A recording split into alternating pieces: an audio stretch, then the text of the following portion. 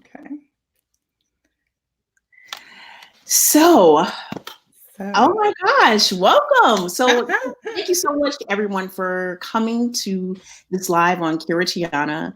I figured since everybody is at home, this would be a great opportunity to chat with some of my favorite people who either are from Brazil or love Brazil. That's the criteria. And you obviously have to know something about Brazil. So today I have with me a person who actually helped me transition into living in Brazil.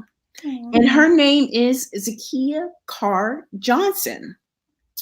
Her affinity for Brazil actually goes back way before mine. She actually even lived in Brazil before me. And when I moved to Brazil in 2015, 2016, I think we got connected because maybe I knew someone who knew her and they were like, you know what? You're moving to Brazil. You have to meet Zakiya Carr Johnson. And being the journalist that I am, I'm sure I must have either sent an email. Do you remember? Was it an email? Yeah, I think it was like a cold call type of, like, I'm not even sure the person said, let me introduce you to this person. Send. They didn't press send or do any of that. I can't recall. But literally, I was like, I'm game. I'm in New York. Sure, I'll meet you at Union State. Or where did we meet? It was a train station. Oh my gosh, we actually met wow, this is going way back.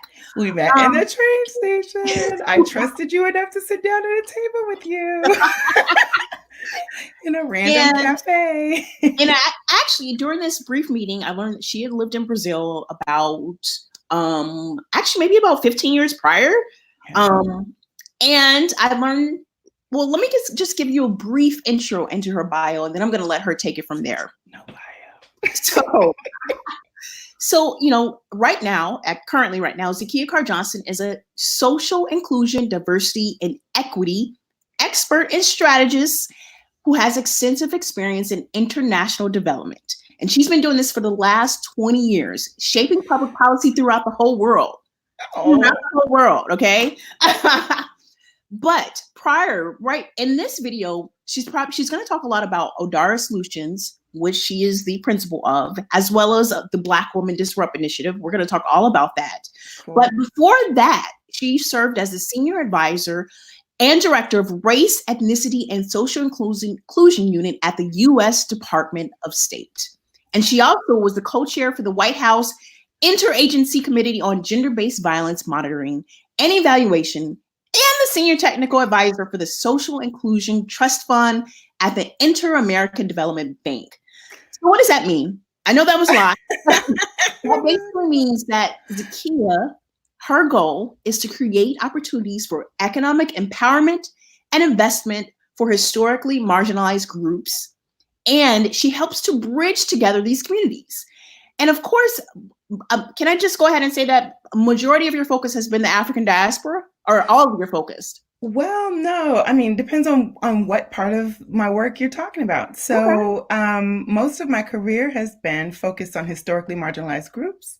That would be people of African descent, indigenous peoples, women and girls, and cool. LGBTI persons. Oh, wow. So, okay, cool. You're gonna have to get me up to speed. My relationship with Zakiya has mainly been through learning about the Afro-Brazilian community. But of course, like she just said, she's focused on marginalized communities, and that is very diverse.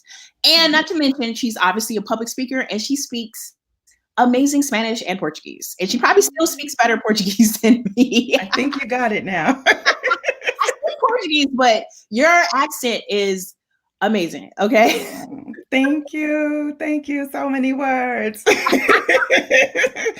I think it's hard. It's hard to sit and hear someone read your bio. So I will stop listening. Well, why don't you take it from here? I mean, tell us a little bit more about your background and your business. How did you get to this point where this is the work that you do as a social entrepreneur? Yeah. So, when you've had 20 years in the game, it's kind of like it's a full circle moment, right? You get to a point where you're like, some of this I can do with my eyes closed. Some of this I've done on a shoestring budget. Couldn't I do this on a shoestring budget by myself?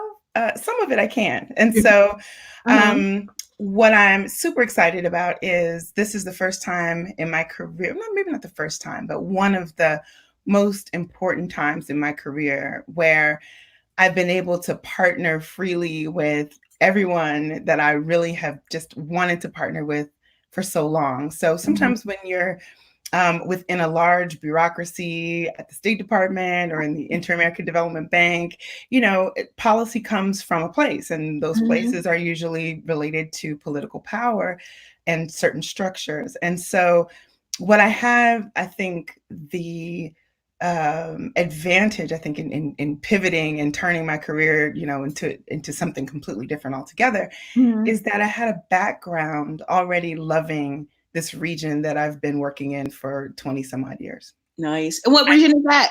So Latin America and the Caribbean, the Americas, from Canada to the Patagonia, my favorite people. Oh, okay, not my favorite people anymore. For those of my sisters and brothers listening on the continent, I've been falling in love lately. I've been falling in love with the continent. This necklace is from South Africa. So yes, I've been traveling back and forth more recently to the continent of Africa, but I'll get there soon in terms of telling you where that is in my story. I had just an advantage, I think, in having parents that were super, I don't know, like open-minded, and who were also Pan-Africanists, who were very much interested in kind of connecting to the continent of Africa and learning our history. And that was like my foundation. What does that mean? What does that mean to be Pan-African? Like, what did they do to make you have this Pan-African view? Oh my gosh, I should write a book. So, let's see. My parents had a very different outlook on kind of what it meant to be a person of African descent or a Black person in the United States. So there were people who were very much into Black nationalism, which was kind of focused in the US, but then they were always looking towards the continent. They were looking at, that's why my name is Zakiya. I was given an African name. Cool. Yeah, my name means intelligence and my middle name means marvelous. And I was like, you guys are really like trying to set me up here.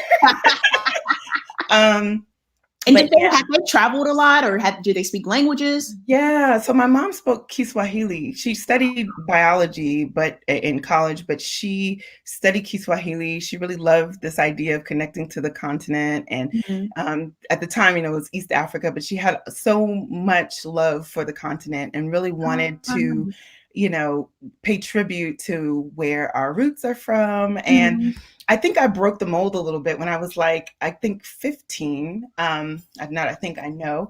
And one of my best friends at the time, shout out Erika, her mom was from Colombia. And she wasn't the first Afro-Colombian or person of African descent from Latin America that I met, but she was one of the most influential in terms of my early childhood development. I also have an aunt that married my great uncle, and she's from Bluefields, Nicaragua. So I had these I had these two amazing references. Like, these Black people go to our family reunion every year. African descendants exist in Latin America, but it didn't really hit me until I traveled with my girlfriend and her mom to Colombia to celebrate her quinceañera and to spend. You were 15 years old when you went to Colombia? I was 15 when I went to Colombia, and I don't mind sharing my age. I was 15, and this was the 90s. And what was happening in Colombia was serious, but it changed my whole life. It changed my whole perspective. It helped me, number one, to see Africa in the Americas, because Colombia in that year, this was 1991, was going through a process of constitutional reform and of organizing of Black communities around this law that would become, this process that would become Ley 70. So I wanted to write an article about this. So I did some research on how the government gave like specific land to Afro-Colombian communities, correct? Well, definitely hectares and hectares of land, like acres and acres of land, some of the most biodiverse land in all of this region.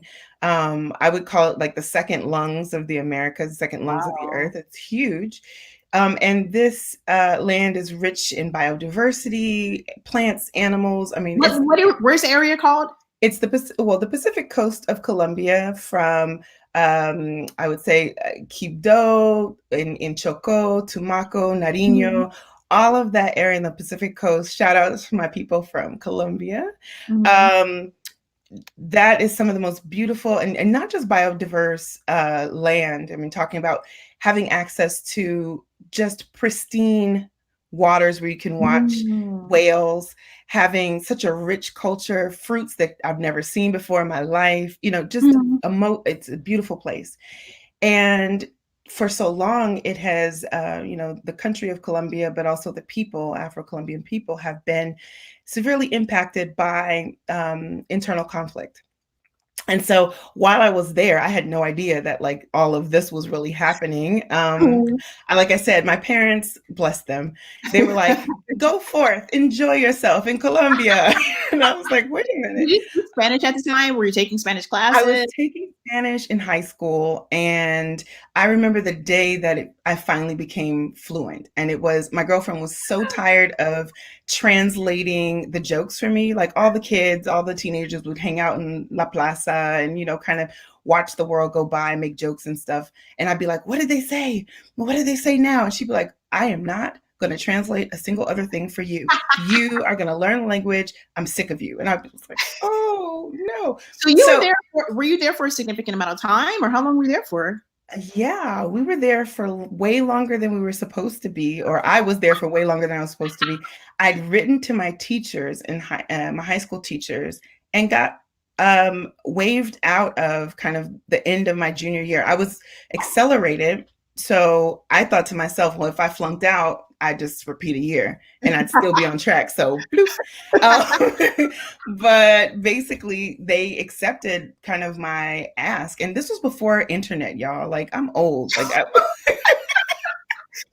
trying to figure out. Wait a minute. Did I ever travel abroad without internet? I mean, I went to Jamaica for like vacation, but yeah, when I was 16. But I didn't really travel alone when there did not exist internet. Let's just say I keep thinking like, what could I ever think of letting my 15-year-old go to a South American country where, this was the height of like some of the drug trafficking issues. This was like internal conflict. That was the stereotype of Colombia. Whenever you said the word Colombia. Yeah, it was such a stereotype. But it was also a stereotype that brought us a very Eurocentric image of what Colombia was, right? We all thought Colombians were like Italians with Spanish accents. I think it was those crazy drug, drug movies of the 80s and 90s. But that was people's impression. And when I got there, what I found was Africa. It was like, I was in the Vale do Cauca, speaking Portuñol now, but in Vale. And I was in Santander de Quilichao and Puerto Tejada. And this is like right outside of Cali. And all I saw were Black people. And I was like, what the heck? And now that I'm older and I've done research and I've traveled several times, many, many, many times working in the country, I have numbers that help me understand and, why the population of African descent was so high in that area. And some of it was, based on, we all got to the Americas some way through the transatlantic slave trade.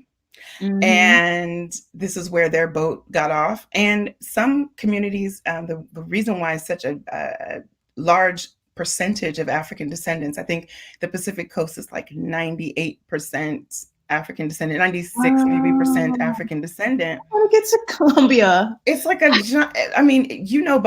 It's like Bahia times states and states. It's big. So if you can sum up for us, so obviously your parents did a wonderful job of raising someone who had an interest in languages, who was Pan-Africanist. If you can sum up, if you can give us like 3 or 4 things that you would advise other parents to do if they wanted to replicate you, Zakiya. Look, I'm trying to figure that out with my own kids. What would you tell them to do? Well, we read a lot. That was something that was really cool. About people around the world, or Black people around the world. Yeah, learning about our history, reading Ivan Van Sertima, They Came Before Columbus, like so many different books. And my parents, like, I don't think they knew they were doing this, but they had this thing. Shout out to all my friends who had to wait until study group was over before we could go to the movies.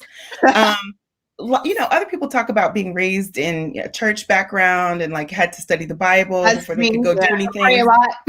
Yeah, my parents were all about had to study these books about our history before you could go. I had a boyfriend back then who like he was ready to take me on a date. He arrived early and they're like, "Welcome to the study group. Come on in and sit down." I was like, your parents actually organized a study group in which you guys... It was our family study group. This was not like sometimes friends would drop in, but literally we were assigned chapters and we had to study the chapter, read it, and then review it with the family. So that was a major thing almost every Friday. Oh gosh, it's starting to sound a little crazy, but it worked. No, I'm sorry. I didn't actually put in there. You actually... Can you tell us what city are you originally from? Oh, yeah. Shout out to Little Nairobi. I'm from East Palo Alto, California. Okay, cool. Born in San Francisco, raised in East Palo Alto. And I should go back. I mean, my parents, yes, started this, but they had a whole community of people who had independent schools, who were doing amazing work in community with young people, everything from art projects, that helped us understand our connection to Africa. Wow. We had wonderful teachers who were part of these independent schools who never let us forget to feel a sense of pride and self-esteem. Oh my gosh.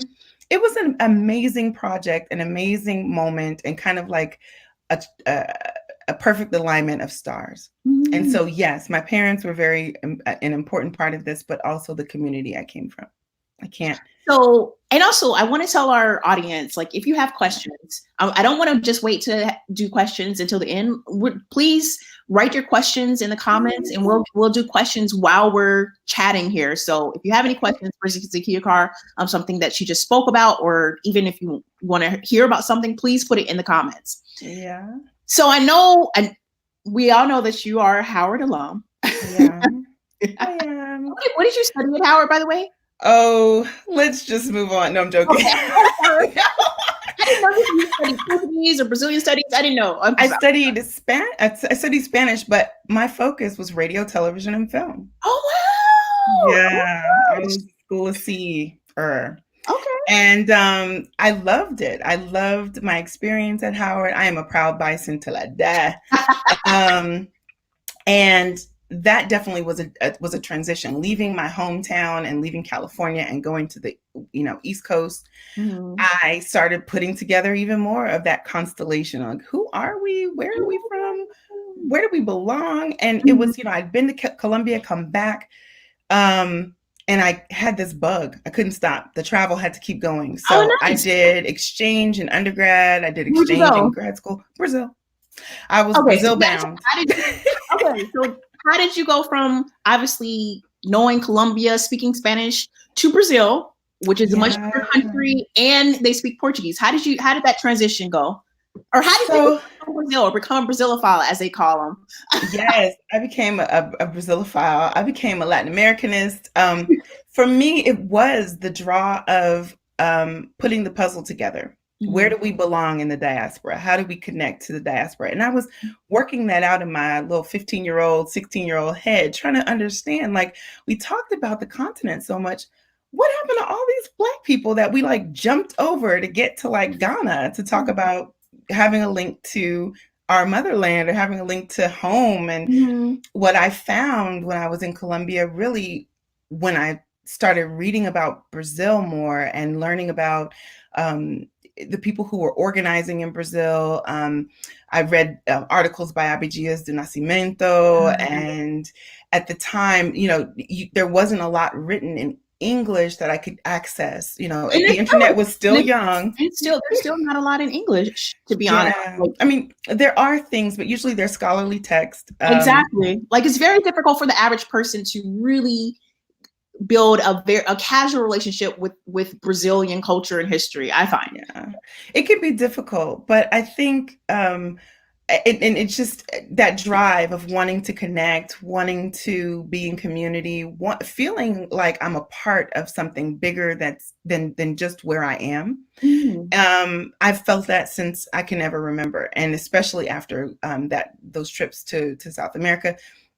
studying abroad in undergrad, studying abroad again in grad school. My second the second time I lived in Brazil, I made a plan to stay. And I thought I was going to live forever in Brazil, just like you thought, Kiratiana. Before we go deeper into Brazil, we do have one question about Colombia. Oh, yes. And I'll put the question on here. Okay. Colombia wants to know if you had any experience that you considered racist when you were in Colombia. That is a great question.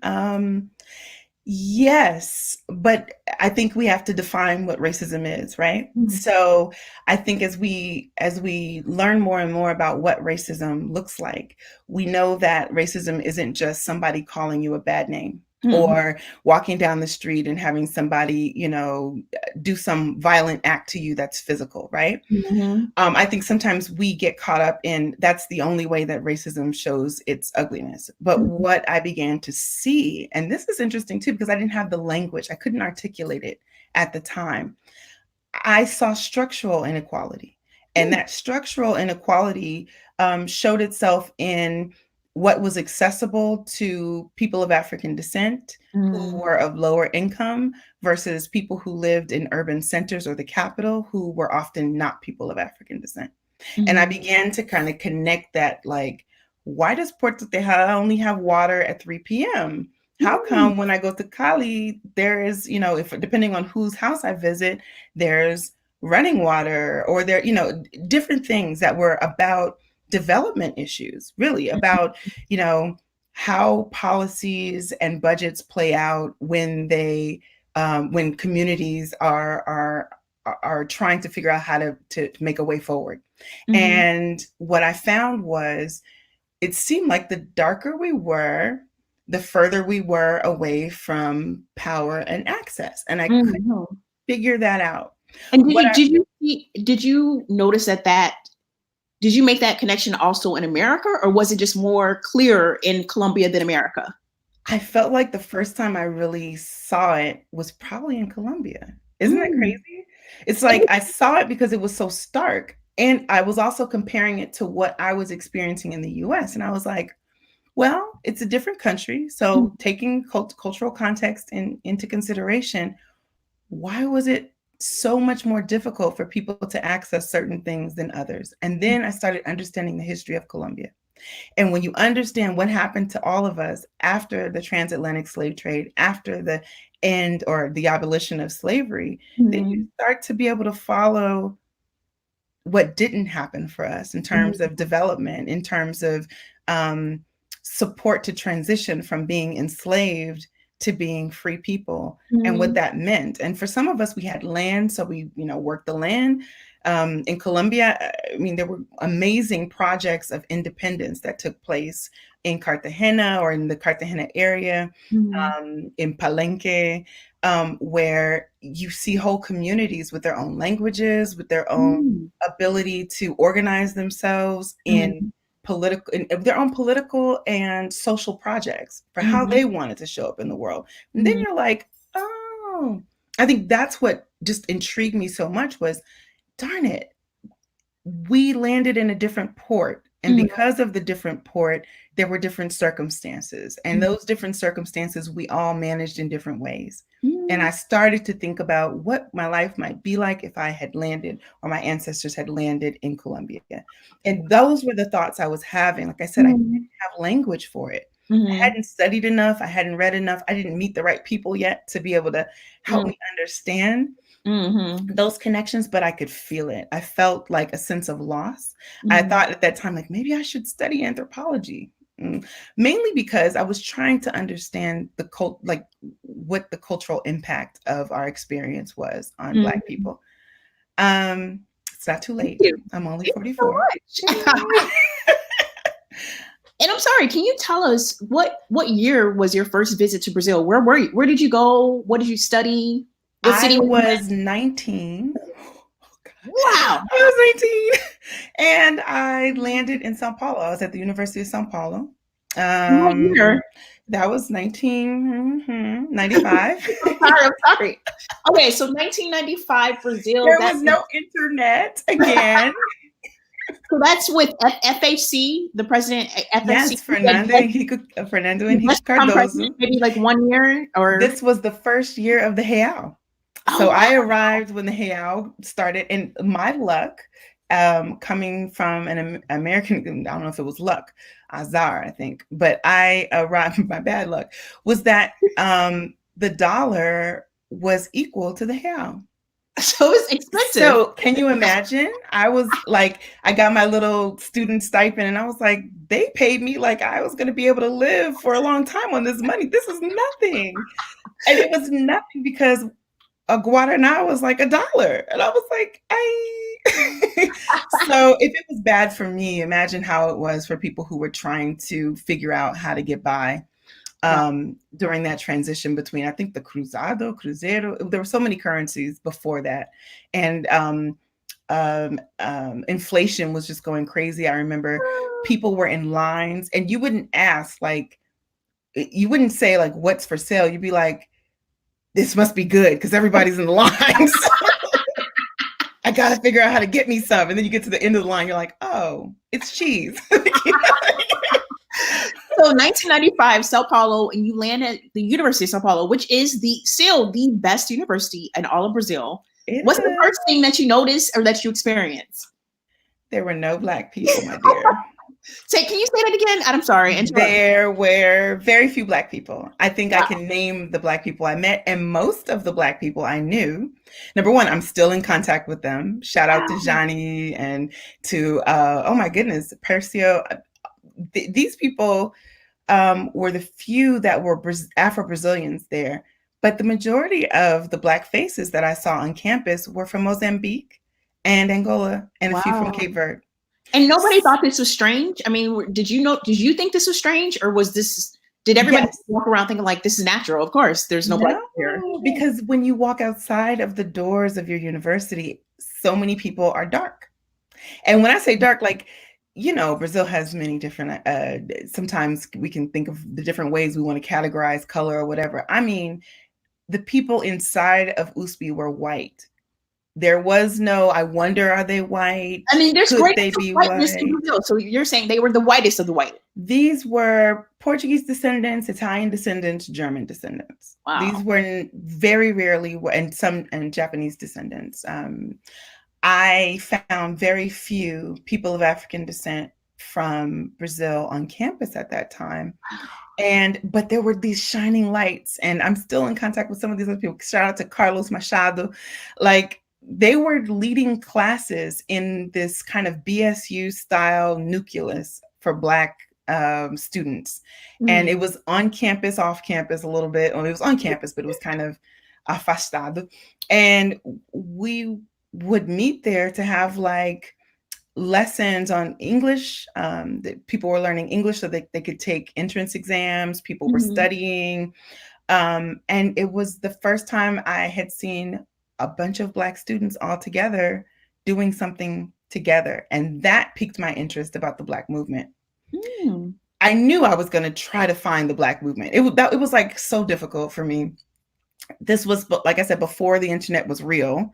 So you actually had to do this through people. It wasn't about just like Googling articles or things, or you literally had to talk to people. Talking to people. This is how I ran into the hip hop movement in Brazil. Oh yeah, and that was probably just starting. Was that just starting in Sao Paulo? Maybe like 4 years before then. It had really, like, I think São Bento was in the beginning of the 90s. So this was like 95. Yeah.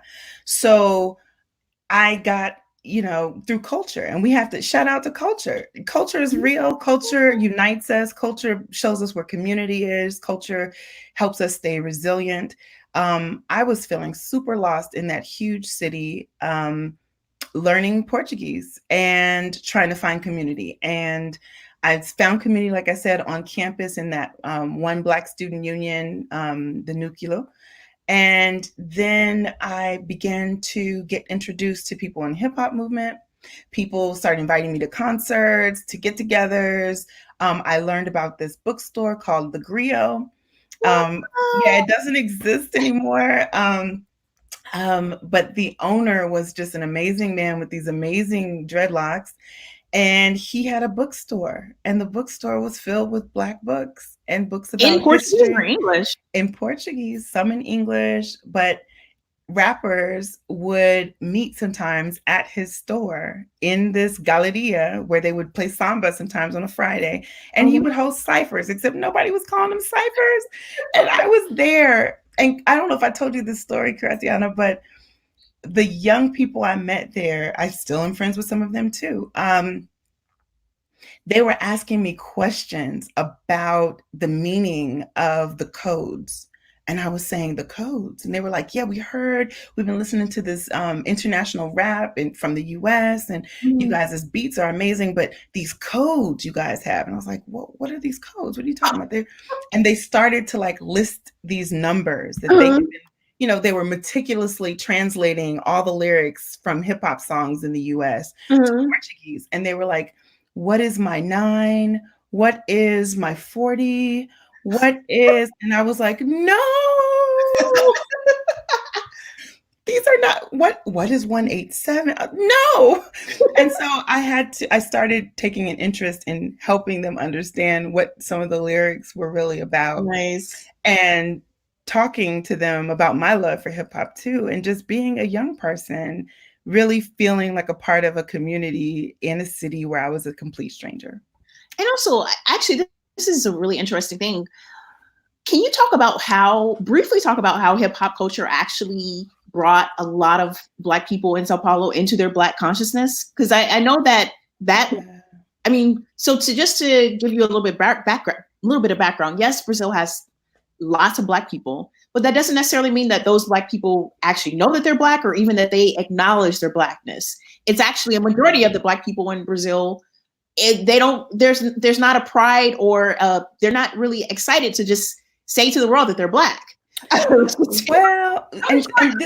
this is where we have to like understand history, right? Yeah, and we have to understand what the process of enslavement was for all of us. And the process of enslavement, remember, it was physical, but it was also mental, right? Yeah. Like, maybe our spirits were free, but mentally we all have vestiges of like what it feels like to not love yourself. Yes. Just a little bit, right? Exactly. And that means the South Side of Chicago to where I grew up in the Bay, we love ourselves, and yet sometimes we're, and so what I realize is that the Brazilian context really, if you look at the history of Brazil, brought to enslaved Brazilians a sense of wanting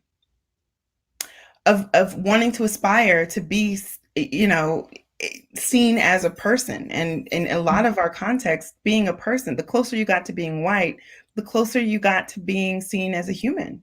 Yeah, I could not have said that better. You said that so eloquently. I hope I didn't offend anyone. I mean, the reality is we're all sick, right? And not just the Black population, but the white population too. We're all like living in anti-Blackness and in an environment of white supremacy where, looking to Europe for the trends and for, the stuff. And we had it all along, and we were innovative all along. And we have this amazing culture, amazing history, and just not being able to tap into it because of our circumstances. Yeah. And so do you find that the people that you met through the hip hop movement in Sao Paulo had this greater awareness of their history, of their own Black history and culture and Blackness? I think it was a Renaissance movement. Remember, it was the 90s, right? Or the early 90s, late 80s, early 90s. Brazil was also transitioning from a dictatorship to, a democratically elected government. People were starting to form community in different ways through non-governmental organizations. They were creating their own organizations. They were starting to feel pride in a whole lot of ways, and whether it's through music or through art. I'm going to go back to the hip hop movement for a second, but another community I found when I was there in 95 was this organization of publishers, Black artists, poets, publishers, in this movement called Quilomboji. And Quilomboji published like books of poetry. They had books with African names in it. Like, it was so beautiful. I was like, this reminds me a little bit of home. And I think at that time, that's where I met, oh my goodness, it could have been where I met, oh, her name is going out of my head. I'll remember it again. Okay. Evaristo. Well, the name went out. She's Evaristo? Yeah. Okay. I'm like, I can't remember. This was many years ago. I'm getting older. But yeah, I met great poets, amazing poets. These people, some of them are now just nationally and internationally known. Yes. Poets. Oh my gosh. And she always supports youth movements. Like, yes. In Rio, you will see her at every youth organization event. She is always there representing, and they love her. Beautiful person. Young Black women love her. Yes, beautiful person. And I guess what I was going to say is that between those types of movements, they were art-based movements, but they were all about discovering a deeper sense of self and worth and value in what is our own history, and not seeking validation from outside, but really creating culture and living for culture inside. And man, Sao Paulo, as much as people love to talk about Sao Paulo as a place that is so where you just can't find the Black population, I found pockets of Black population all over the city. And they are there. They are. I think technically Sao Paulo is 1/3 Black. It's like 30% Black. Yeah, you have to work to find it. Don't get me wrong. You're not going to just walk into the Black walking down Paulista, Avenida Paulista. Okay?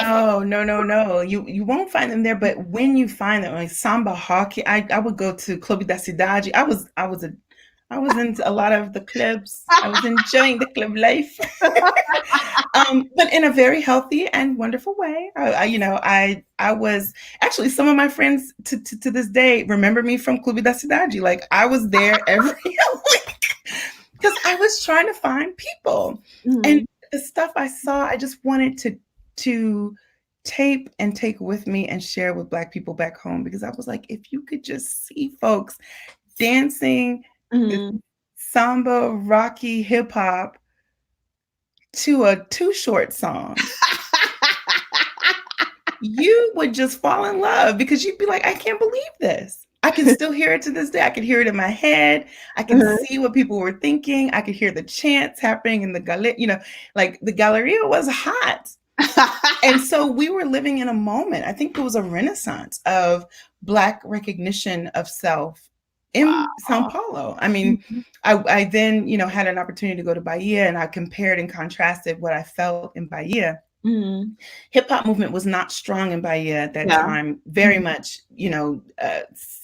traditional samba, Afro Bloco music. There, Ashe music. It was a different vibe. It was like, being in the US and going to Jamaica and seeing like two different styles of being Black. It was a very different, we are not a monolith. And so it was the most beautiful experience to compare them both. And what looked so outwardly facing as Black and entrenched in Blackness and an African descendant identity, because of the richness of the religions and the music culture in Bahia, etc.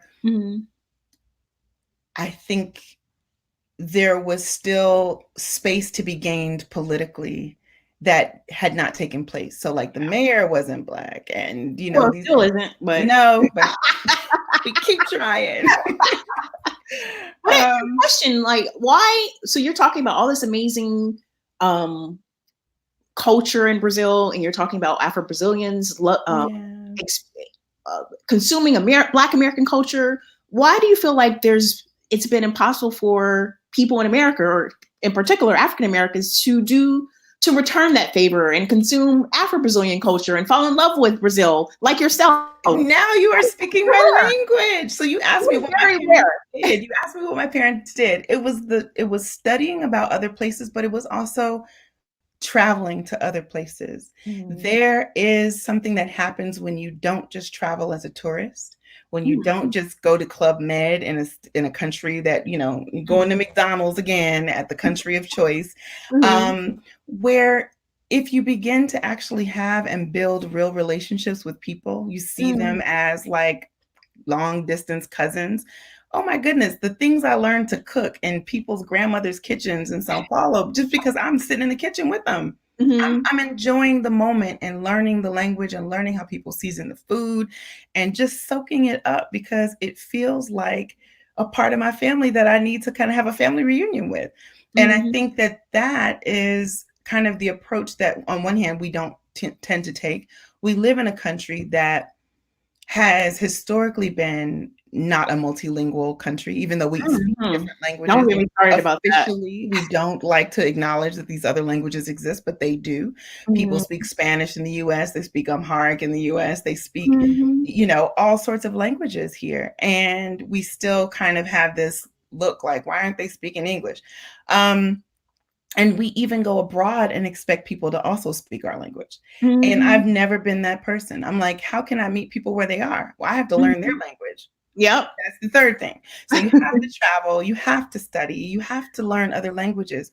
When you learn another language, your brain opens up in a way that allows you to see someone else's perspective the way you just can't do by observing from afar. Yep. You observe from afar, you're watching a show. You learn someone's language, you can now ask them questions about why they do what they do, why they feel the way they feel, and you become human to them too. So, I mean, it goes both ways, but it tends to show up with us not respecting other people's intellectual contributions to to the world, and really prioritizing what we know happens in the US. I mean, and I just want to remind you guys that please, if you have any questions, drop them in there and we'll take questions along the interview. Cool.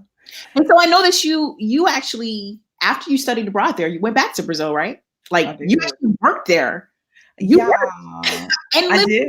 I worked and lived. I worked in an organization called Gelades Instituto da Mulher Negra. And first of all, I have to thank Gelades because when I arrived in Brazil in 2015, I consumed the articles on their website. I mean, it's such a trove of material about everything on that website. And until this day, and actually it was even more of a resource in 2015 because there were hardly any Black news or online publications. Like it was just Gelades. There are more now, but yes, I think there was Media Etnica might have been the other one out of Bahia, but and there have been other moments where there were other publications. I think Hassa also existed, but it still exists, I believe.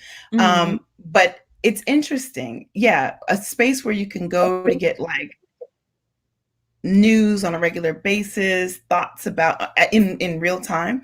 Gelades has really turned their website into a place for a diaspora conversation in Portuguese. Can you introduce the organization? I feel like we're talking how amazing. Oh, it is amazing.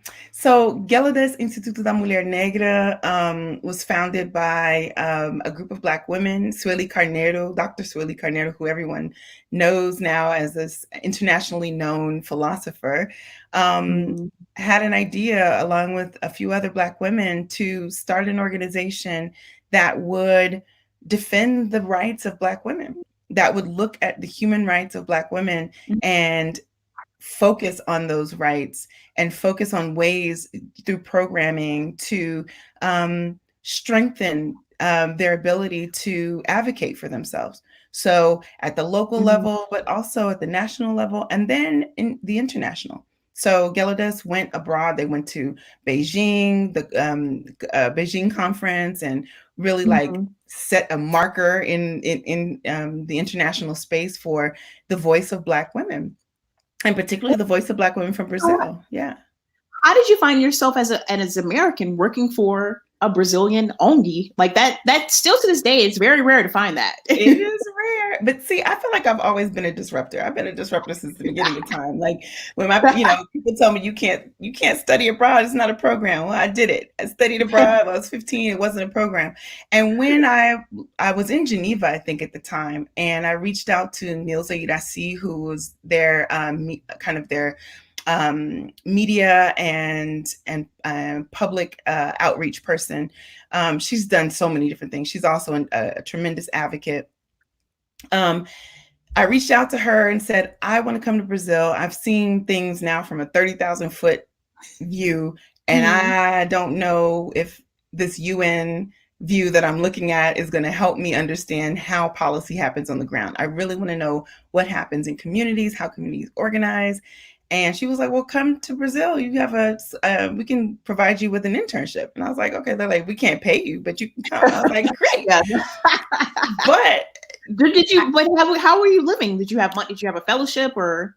That's when I went back to Brazil, when I was still in grad school. I went back to Brazil and I started working for Gelades as an intern, and then they hired me. And wow. I became part of staff. I was their youth and international advocacy person.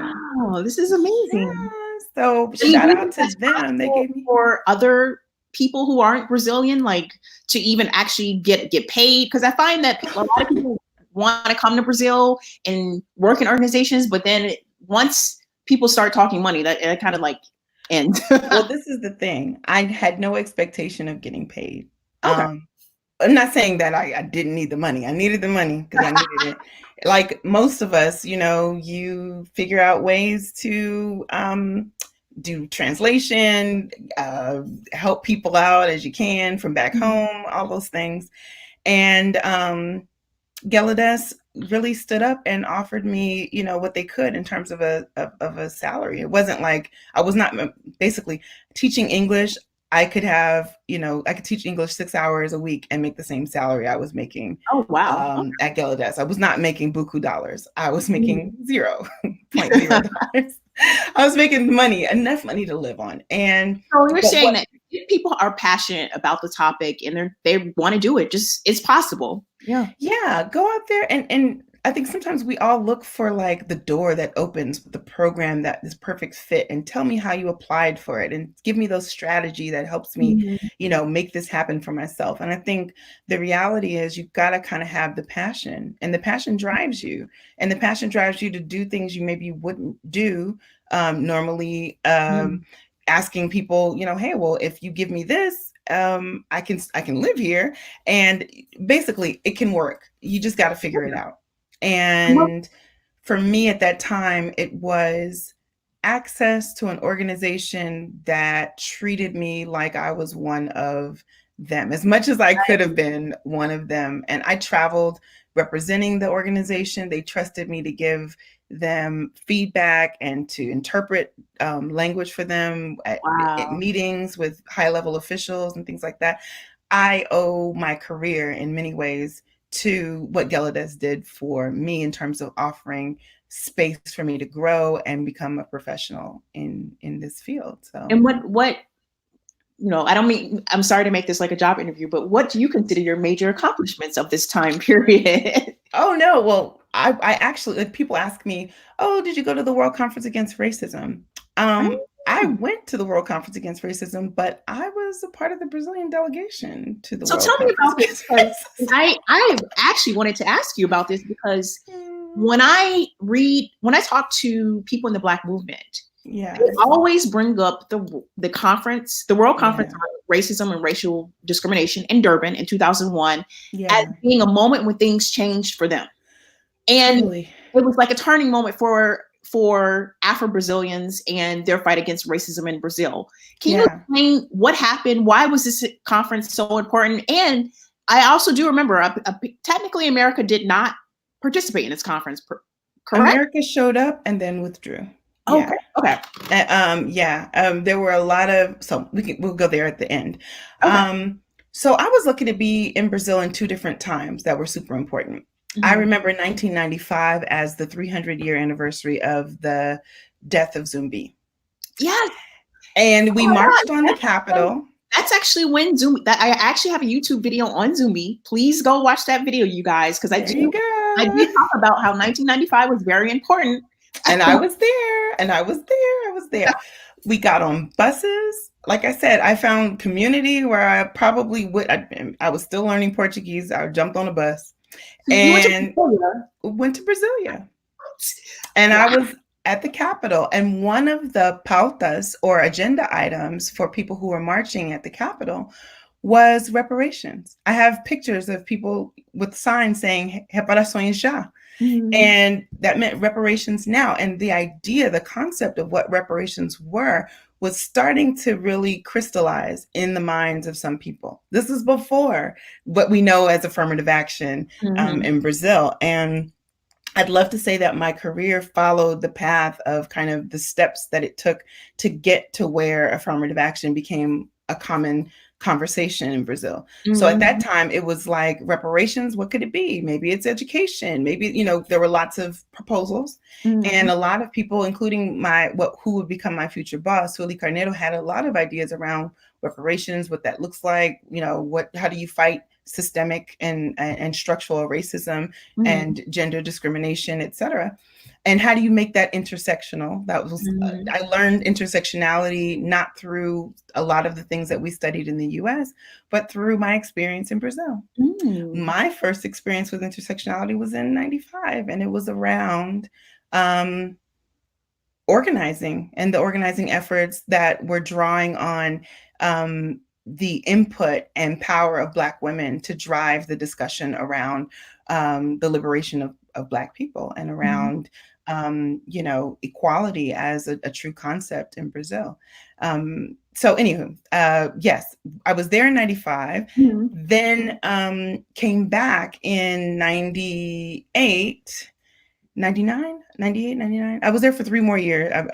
I left, came back, and lived there for 3 years. During that time, I was involved in the World Conference Against Racism process, which included the process that many people do cite and have a very clear relationship of having seen a change happen, which is the preparatory conference for the World Conference Against Racism. And that happened in Santiago, Chile. It's where I met my husband. Oh my gosh.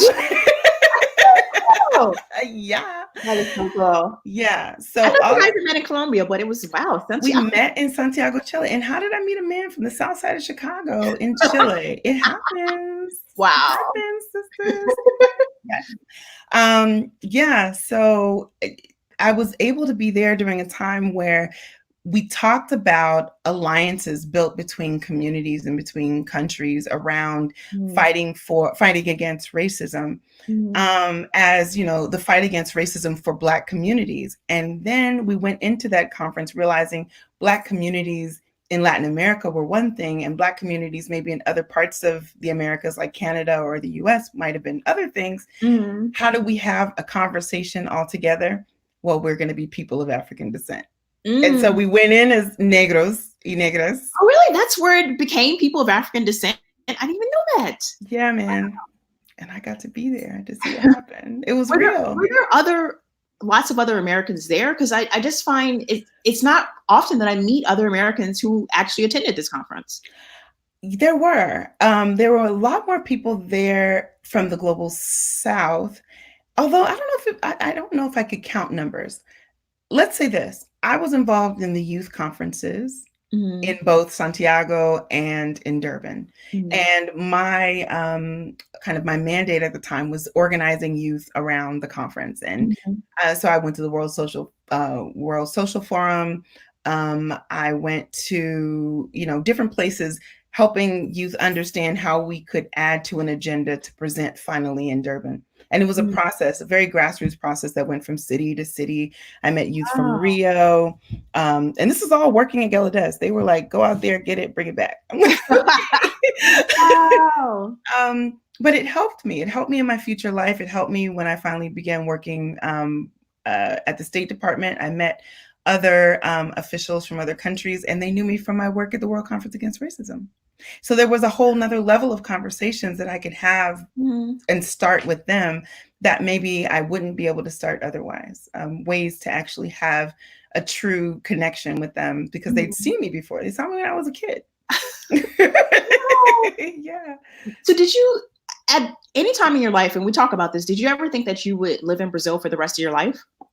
I thought that. I brought everything I owned to Brazil. I was going to live in Brazil. I wasn't coming back. My parents were like, here's the last of your stuff. They came and visited me, brought me my stereo. I was like, now I'm living in Brazil. Wow. And things change. I did meet my husband while I was living in Brazil. Okay, that's where we're gonna leave. Let's just say some of that, but also, just family issues. Sometimes you have to come home. And so I came home. It was like a perfect opportunity to kind of bring me back and keep me here. So I left officially in 2002, but I came home for a brief moment, found a job, and transitioned back to the US. And it was kind of sad because I missed the work I did in Brazil, but I also knew that I had to figure out how to sustain myself for the long haul. You can have these wonderful experiences, but sometimes they don't come with benefits. So you might get I know how it is. As a freelance journalist, I know how that is. So during your transition, did you know exactly what you wanted to do? Did you already know, okay, I'm going to do development. I've been doing development. That's what I'm going to do. Well, I entered development through human rights. So I was doing human rights advocacy, working at an organization that recruited me because they saw my work in Brazil. They saw me working with Galadas and with Black communities in Brazil, and they wanted to do more programming around racial equality, affirmative action, and invited me to join the staff as both a person that worked on their U.S. racism program and a person who worked on their Latin America racism program. So wow. I've been building bridges for a long time, Kiratiana. That has been the story of my life. So it's been really good to see, like I said, it's a full circle moment to be in this time where my experiences kind of all come together and I'm able to connect the dots in such a way that says, I know where I'm grounded in who I am. I know where human rights come into play in terms of disparity and in terms of how we look at racism. I know how communities organize, and I also know how governments work. And I know the players in between. Wow. So you have these two viewpoints that are rare that you find in one person, to be honest. It's extremely interesting to have those different perspectives and then figure out ways using what I know and having in my heart the best outcomes for historically marginalized people, how to apply what I know to building strategies that help organizations really focus on connecting with communities and to also work and build with organizations in communities to help them access resources or build knowledge in a certain area or be introduced to people that will help them move forward an agenda. So I've been doing a lot of matchmaking. So it looks like we have a question from Vasquez 28. I know who that is. What are some of your top social inclusion collaborations between African descendant civil society groups and governments in Brazil, Colombia, and US? So I believe this person is referring to my work at the State Department while I was at the State Department, although I can look at some other things I did prior to that. But my work at the State Department, my mandate covered, as I mentioned, people of African descent, Indigenous peoples, women and girls, LGBTI. And I was responsible for two major, we'll call them agreements between our governments. There is the US-Brazil agreement called JAPER, the Joint Action Plan for Racial and Ethnic Equality, and then the US-Colombia Action Plan on Racial and Ethnic Equality, CAPRI. And both of those initiatives, people were like, I didn't even know our country signed agreements about racism, about sharing best practices, about creating programming and special outreach initiatives that help connect community to community, government to government on problem solving with these issues. So some of the most amazing collaborations have been in the area of health equity, where we brought together groups of scientists, medical professionals that were doing research in the area of health equity together from Brazil and from the US and help them find funding to meet on a regular basis. We did some amazing projects around the World Cup and Olympic Games, helping people understand from the experience of the Atlanta Games in 96 or 96, how the games could be used to leverage economic power, and create opportunities for people of African descent, indigenous peoples, people of color, to access contracts and to access supply chains that would allow them to have sustainable businesses. So we brought former Mayor Shirley Franklin down to Rio.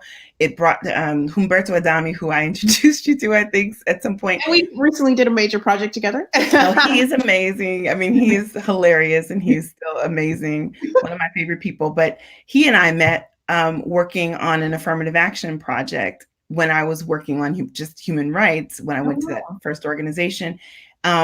Fast forward, we worked on this project, and he donated some of his money as a Gold Star IVLP member to this exchange with Atlanta and Rio. So great ways of like leveraging people's passion for this, and people's determination to connect communities to communities. Does that type of work still happen at the State Department? I believe it does. Definitely more recently, I saw Capri, the Columbia Agreement, signed an agreement on higher education and exchange with HBCUs. We started an HBCU alliance with Brazil that happened in 2012. 2012. And then the Capri took a little bit longer to get to the point of including higher education as a signed agreement. But those were all, I think, legacy of work that was done. My team was amazing. My coworkers were really super helpful, and the communities that worked with us to make that happen were just amazing. So now that brings us to what you're doing right now. Yes. Explain to us. Well, first of all, explain to us, what is the difference between Odara Solutions and Black Women Disrupt? Great. So Odara Solutions is that wider lens. We are connecting communities, historically marginalized communities, to resources, providing inputs and helpful strategies for organizations, educational institutions, local governments to understand global equity and inclusion, and to think through different lens about what that looks like in the US, but all over the world. And so those are the types of projects are going to be very different, more inclusive, and broader. And what I realized while I was starting my business, because I started up my own business, I didn't have a background in, being an entrepreneur in that way. I was entrepreneurial because I've always been, like I said, on that cutting edge of what can I invent that doesn't exist that I need because I have to get there. And so I started Odara at a crossroads in my life, thinking, where am I going to go forward? And how will I get there? How will I bring beauty into this work? And how will I bring a love for my experience into this work? And I realized I needed an ecosystem. I really needed an ecosystem that responded to the needs that I had. And what I found is I relocated to Atlanta. I'm here in Atlanta, and it's very Atlanta centric. Very, it's a different world than Washington, D.C. It has so much amazing potential for international, an international perspective, because it's got this huge airport. But we're still in the world, correct? Yeah, huge, amazing, 35 international chambers of commerce. There is a growing population of people from all over the world living here in Atlanta. But it's kind of the makeup of the way the city and the area is set up geographically. People live in the places where they live, and then they come to the center of the city to do what they do. And so finding that same kind of milieu, that the transient culture that exists in DC just isn't the same here. People have very deep roots. So I've been exploring how to break into that, that specific community, and to bring the global perspective with me, and to bring my language with me, and to bring my understanding of the world outside with me. I think what this did was I had to kind of create, like I said, that organic link with sister disruptors like myself. And my sister disruptors aren't just in Atlanta, they're in Brazil.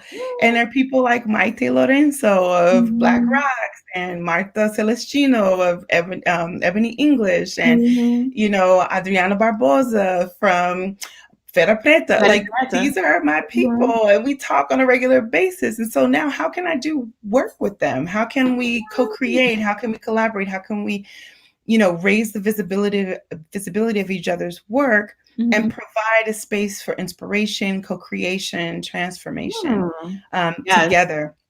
And I saw it. We started this. I have a co-creator named Yusha Roshani, and together we started thinking about like how to bring business kind of basics to women who are interested in starting entrepreneurship journeys, and how to help create a community where they feel supported and give them resources and, you know, just recognition to keep them going, you know, because it's difficult. It means a lot. It definitely does. And so, yeah, actually, the idea really, to me, it started before I left the State Department, but then it was just kind of what I did as a hobby, and I didn't even think of it as an initiative. It was kind of like my friends or people I felt close to. And Elida Aquino of Afro-Box in Rio was one of the first people who I had like serious conversations with. And she was like, I'm looking for Black-owned hair care and skin products to put in my subscription boxes. And I'm researching these different brands. I don't know who makes them. I don't know where they come from. I'm importing them from the UK. And I said, well, do you know this company called Bambara Hair Care Products out of Colombia? And she was like, no, I don't know them. I'm like, well, you should meet Maile Baleno. You should meet Lina Lukumi. You should meet these people because they're creating products sourced from, remember I talked about the biodiversity and the richness in Colombia, sourced from, you know, organic plants, things like, you know, butters of kwasu and all kinds of things that they're using for skin and hair, balsamos, etc. And I said, talk to them. Maybe you guys can figure something out between you to like, they can, you know, have their stuff in your box and you guys can figure out how to do that. And she goes, interesting. Yeah. And I said, she said, you said they were sisters? I said, yeah, they're, you know, women of African descent. She was like, wow. And that's when she was kind of like, I didn't know there were that many Black people in Colombia. And I said, no. So, and definitely to, you know, to her credit, it wasn't like a moment where she just didn't know, but it was like, you forget, you know, you're like, oh yeah, there's that. And so I started thinking, wouldn't it be amazing to intentionally connect people across borders and across languages who are doing things that could fit into each other's supply chains, that could inspire some new business development. Thinking about our diaspora as our ecosystem and thinking about our diaspora as our strength and our potential. So that's where the idea began. And I really have just been taken over by it because I love this way of connecting with Black women in the journey that they're on to get to where we want to be. And I just want to say that you're the ultimate connector. You're always connecting with people. You always know the right person and the right person who another person should know. Like, you've always done that, helped me in that way. Thank you so much. Oh, you're welcome. I just want to see you connected. I want to see it. Like, it shouldn't have to take you 5 years to meet that person. You should meet them today and start building, because we have work to do. So much good work to do. So it looks like we have a question from Natalia. Her question is in Portuguese. Zakiya, como seu trabalho te levou ao continente? I love that. Thank you, Natalia. Like, yeah. So I actually, it was interesting. I was applying for fellowships and thinking like, I am Americas. I work the Americas. Like I said before, Canada to the Patagonia, that's where I'm comfortable. That's my comfort zone. I speak the languages of the Americas. And then people started saying things like, what do you do on the continent? I was like, I don't think I do anything on the continent. And, you know, but Zakiya, we should explore the continent. What about this country? What about that? I'm like, I'm going to start here. We're going to go from Brazil to Peru. We got some things to do in Uruguay. I got plenty of people that we need to connect in Uruguay. And people are like, Uruguay? I'm like, yes. Black population, 8%. Plenty of work to do. But I got this amazing fellowship with the Atlantic Fellows for Racial Equity. And let me tell you guys, that is one of the most prestigious fellowships that you can get working in the area of racial equity. Racial equity. That's the top. Thank you. It has been an amazing journey. I was in Durban in 2001, and it took me 20 years to get back. Wow. So can you imagine, like, I go back to South Africa because I was selected for this amazing fellowship, and my first trip was to go to Johannesburg and to finally find a way to fall in love with South Africa again, because South Africa was doing me wrong in 2001. Oh, so I started to intentionally look toward the continent for connection. I had a great opportunity to, during Global Entrepreneurship Week, go to Angola. I never thought I'd go to Angola. It wasn't on my radar, but when I got there, once again, I felt like I was at home. People were amazingly warm. Yes. They're beautiful. It was amazingly, the people were warm.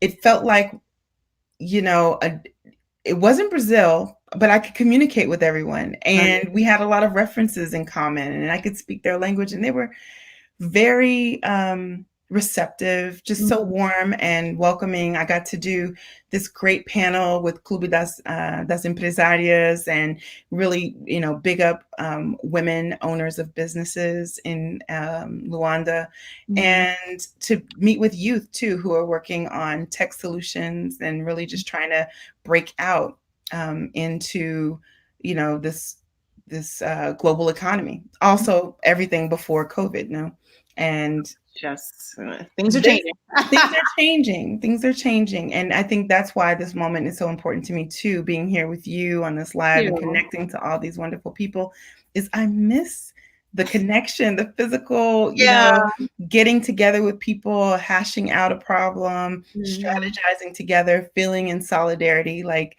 this is a part of, my whole career. And I'm like, okay, we have to find a way to reach people still. And so I appreciate you so much, Kiratiana, for creating this space. Yeah. We have a question from Inestimable Mundo. Is there a fellowship for Brazilians who live in the USA? And I guess we should know what type of, well, this person I know actually focuses on social media. She also has a wonderful YouTube platform where she shares her experiences as an Afro-Brazilian woman living in the USA. I want to know her. Who's this Inestimável Mundo? Eu quero conhecer. Eu gostaria conhecer. So, at this point, I don't know, but I think if you can apply for the fellowship if you are a resident, I believe, of either South Africa or the US. So the fellowship I talked about, it is open, I believe, to residents of those countries. I don't think you have to be a citizen. I'm not sure exactly. That's something I can look into, definitely.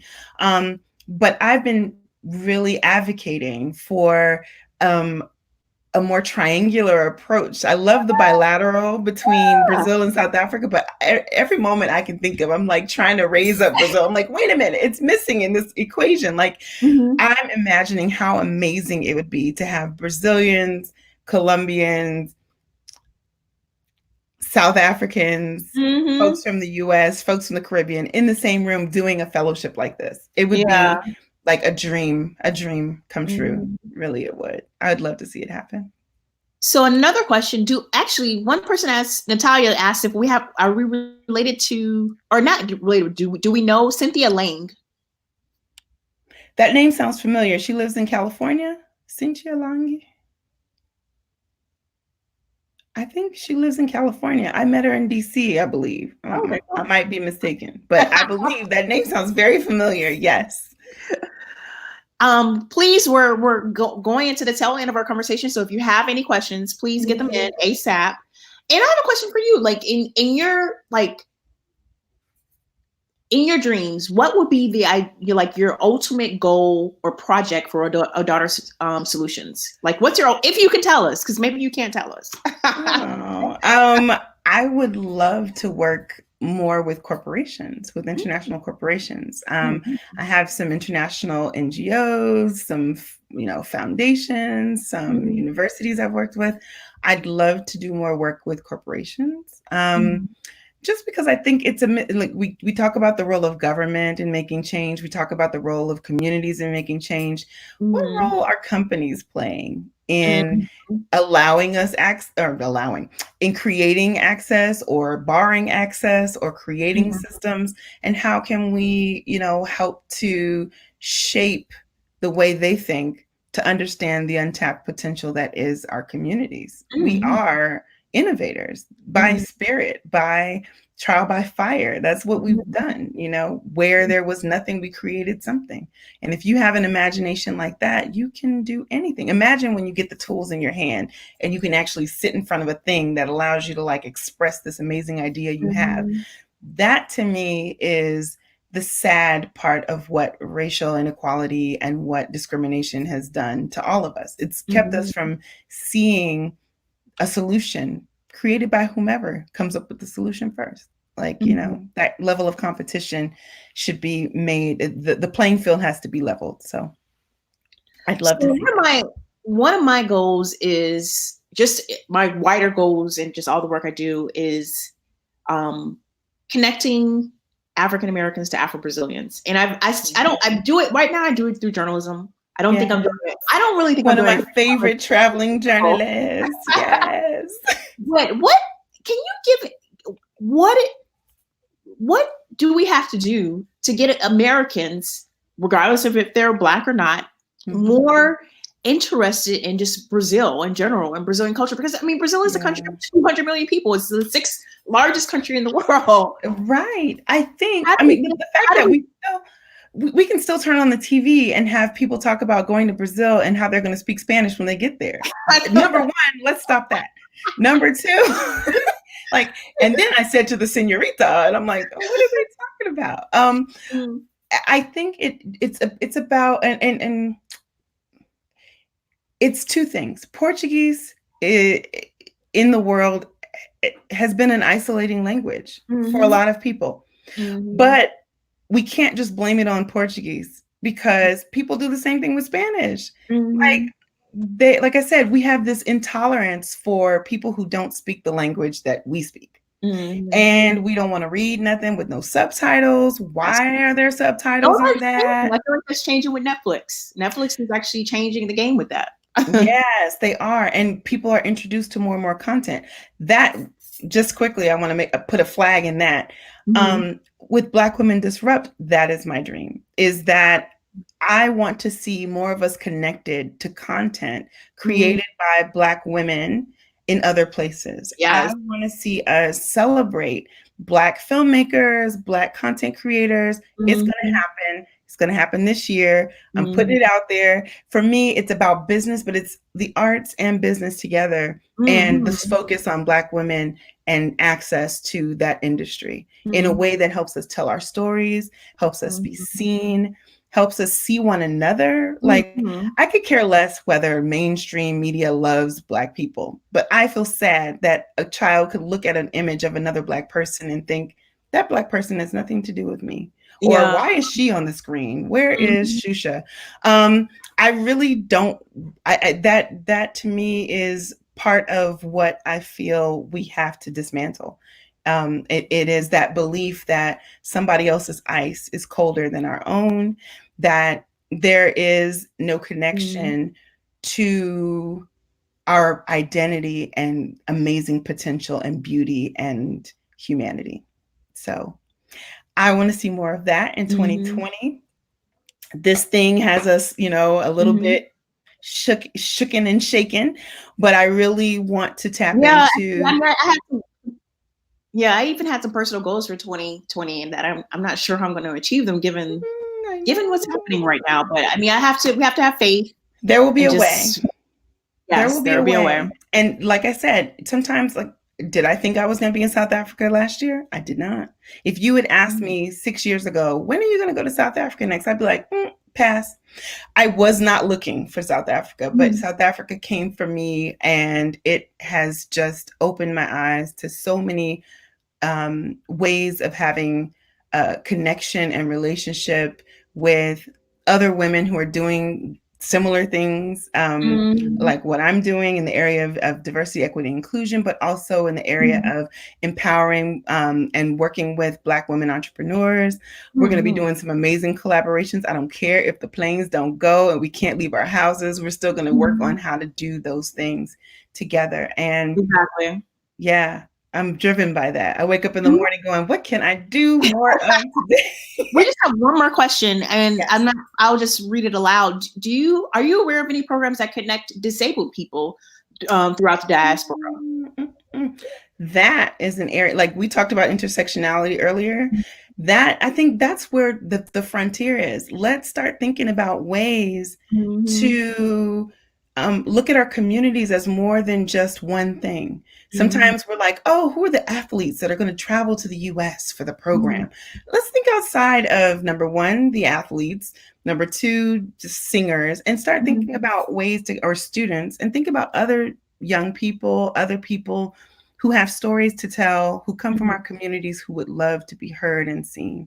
I'm all for that. So no, I don't know an exact program, but I would be happy to look up things like that, because it's a part of who we are. We're not just one group of folks. We're many different people. So do you have one last comment you want to say? We're up to 1 hour and 20 minutes. Well, we gotta end this. I got things to do. No, I'm joking. One last thing would be, I sincerely believe in building bridges. That has been the story of my life. Build bridges, not walls, build bridges. Yes. And secondly, I really want to reaffirm that there's so much potential and so much that we have to offer the world within our communities. And if I can figure out a way to help be a conduit for us connecting, that is what I'm all about. I do it in my head, in my sleep. I'm thinking of who needs to meet who to get to where. And I want to see more of that happening between us, more collaborations, more co-creation, just amazing ways that we can show up for one another. I'm on Instagram. I am on the Twitter. And I'm on Facebook. And, I'd love to be able to even work with some more young people. I'd love to have a couple of interns, people who want to do some amazing work. I'm going to put it out there. I'm shooting a shot. I know interns are supposed to shoot their shot this way, but I am shooting my shot to interns out there in the world. Like, I need some folks who are definitely about this social media life. Uh-oh. Okay, cool. Yes. Well, thank you so much. I've had such a great time. And I just hope that this video goes various places, because it's going to be online. So if people Lord. online, and the right people are going to find you, and you're going to find the right people. Actually, this was amazing. And like I said, when we first started talking, Kiratiana, only you could have gotten me out of my fear of live. This was my biggest fear. I've overcome it, y'all. I can live. More too. I can live. I don't have to have a script. So that is what it is. And I appreciate you. I really do. Thank you so much. Yeah. Thank you so much, you guys. We're going to go, and you'll be able to rewatch the video on Kiratiana on YouTube. Thank you so much. All right. Ciao. Ciao.